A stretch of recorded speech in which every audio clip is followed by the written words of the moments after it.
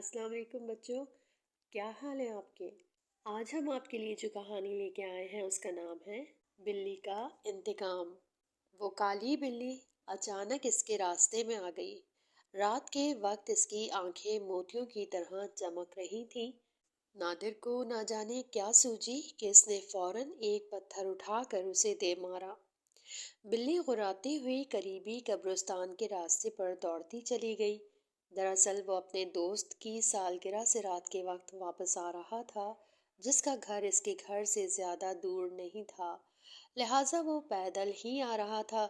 بعد میں اسے اپنی ماں کی نصیحت یاد آئی کہ کسی جانور کو بلا وجہ پتھر یا کوئی اور چیز نہیں مارنی چاہیے، تو اسے افسوس ہوا۔ اگلے دن اس کی نانی کی طبیعت اچانک خراب ہو گئی، لہٰذا اس کی امی اور ابو ان کی عیادت کے لیے چلے گئے۔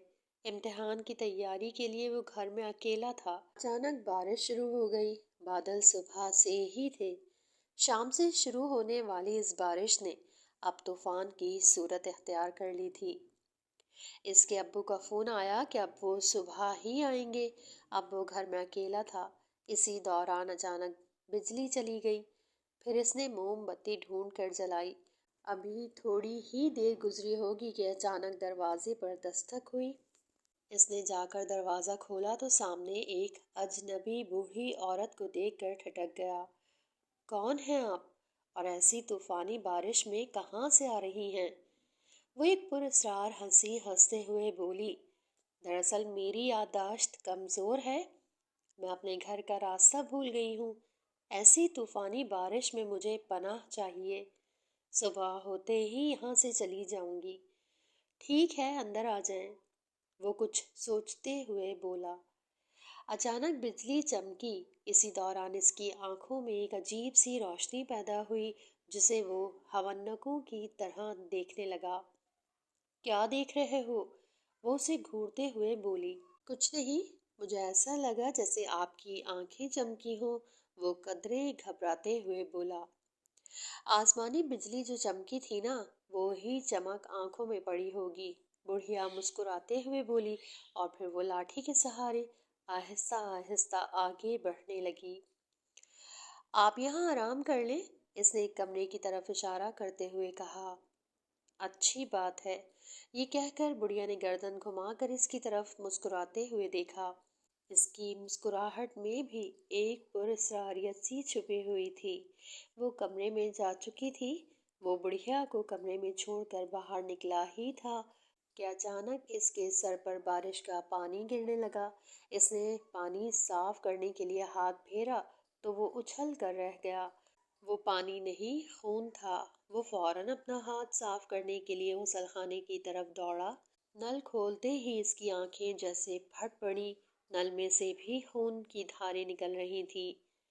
یہ آخر خون کہاں سے آ رہا ہے؟ وہ منہ ہی منہ میں بڑبڑایا۔ اچانک اس کے سامنے وہی بوڑھی عورت آئی اور اسے ایک کپڑا دیتے ہوئے بولی، لو، اس سے خون صاف کر لو جو تمہارے ہاتھوں پر لگا ہے۔ مگر آپ تو اندر تھی، آپ کو کیسے معلوم کہ میرے ہاتھ میں خون لگا ہوا ہے؟ اس کے لہجے میں حیرانگی تھی۔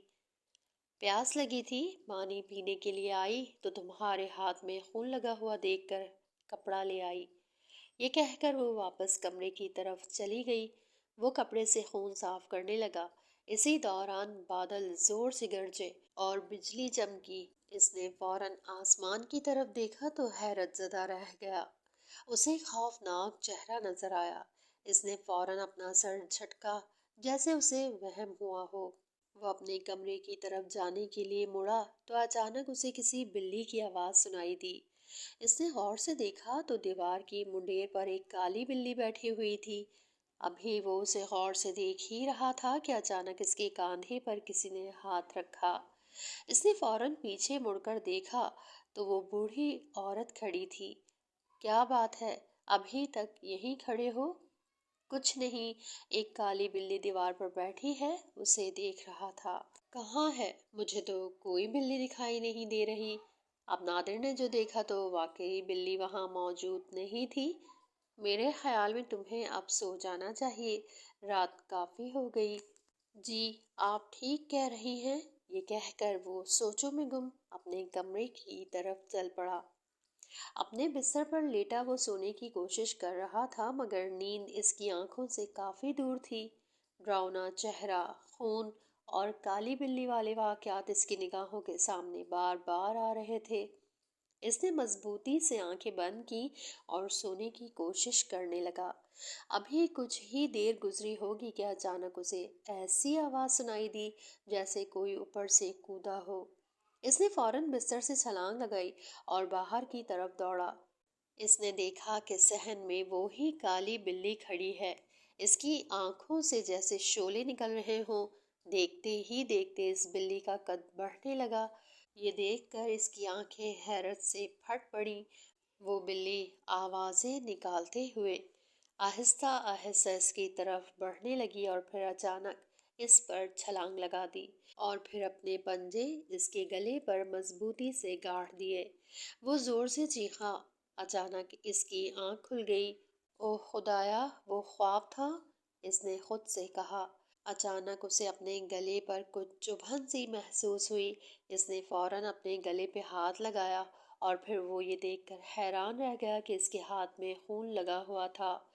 وہ بت بنا سوچ رہا تھا کہ وہ بوڑھی عورت اس کے کمرے میں داخل ہوتے ہوئے بولی، کیا ہوا؟ کیوں شور مچا رہے ہو؟ میری سمجھ میں نہیں آ رہا کہ یہ سب کیا ہو رہا ہے۔ جب سے آپ یہاں آئی ہیں کچھ غلط ہونے لگا ہے۔ کچھ دیر خاموش رہنے کے بعد وہ چیخا، سچ سچ بتاؤ کہ تم کون ہو؟ یہ سن کر بڑھیا کے چہرے کے تاثرات بدل گئے۔ لبوں پر پر اسرار سی مسکراہٹ ابھری۔ پھر اچانک اس کا رنگ تبدیل ہونے لگا۔ رنگ بالکل سیاہ ہو گیا۔ اس کی آنکھوں سے جیسے شعلے سے نکلنے لگے۔ اچانک اس کی شکل کالی بلی میں تبدیل ہو گئی۔ وہ دھیرے سے بولی، ہاں سچ سمجھے، میں کوئی اور ہی ہوں۔ اس نے ایک زوردار قہقہا لگایا۔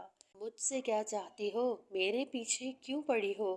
وہ ڈرتے ہوئے بولا۔ جس کالی بلی کو تم نے پتھر مارا تھا وہ میں تھی، وہ بلیوں کی طرح میاؤں کرتے ہوئے بولی۔ تم نے مجھے خواہ پتھر مارا تھا، میں اسی کی سزا دینے یہاں آئی ہوں، وہ اس کے نزدیک آتے ہوئے بولی۔ اس کی سمجھ میں نہیں آ رہا تھا کہ وہ کیا کرے۔ اچانک اس نے چڑیل کو دھکا دیا اور کمرے سے باہر کی طرف بھاگا۔ وہ فوراً اس کے پیچھے آئی۔ طوفانی بارش اب بھی جاری تھی۔ اچانک اسے وہ لاٹھی نظر آئی جو بوڑھی عورت اپنے ساتھ لائی تھی۔ وہ اس نے جھپٹ کر اٹھا لی۔ یہ دیکھ کر چڑیل جہاں تھی وہ وہیں رک گئی۔ یہ لاٹھی مجھے دے دو، وہ غراتے ہوئے بولی۔ پھر اسے ایک کپڑا نظر آیا جو بوڑھی عورت نے اسے ہاتھ سے خون صاف کرنے کے لیے دیا تھا۔ اس نے فوراً کپڑا اٹھا کر لاٹھی میں باندھا اور باورچی خانے میں آ گیا اور اس کپڑے کو آگ لگا دی۔ اب اس کے ہاتھ میں جلتی ہوئی لاٹھی تھی۔ یہ دیکھ کر چڑیل پیچھے ہٹنے لگی، جبکہ نادر اس کے نزدیک آتا گیا اور جلتی ہوئی لاٹھی اس کے جسم کے ساتھ لگا دی۔ دیکھتے ہی دیکھتے اس کے جسم میں آگ لگ گئی۔ وہ زور سے چیخی، مگر اس کی چیخ طوفانی بارش میں کہیں دب کر رہ گئی۔ دیکھتے ہی دیکھتے وہ راکھ کا ڈھیر ہو گئی۔ چڑیل کے خاتمے پر اس نے اللہ کا شکر ادا کیا۔ طوفانی بارش تھم چکی تھی۔ برسات کی یہ رات اس کی زندگی بھر نہ بھولنے والی رات ثابت ہوئی۔ یہاں یہ کہانی ختم ہوئی۔ آپ سے اگلی کسی اچھی سی کہانی میں ملاقات ہوگی۔ تب تک کے لیے اللہ حافظ۔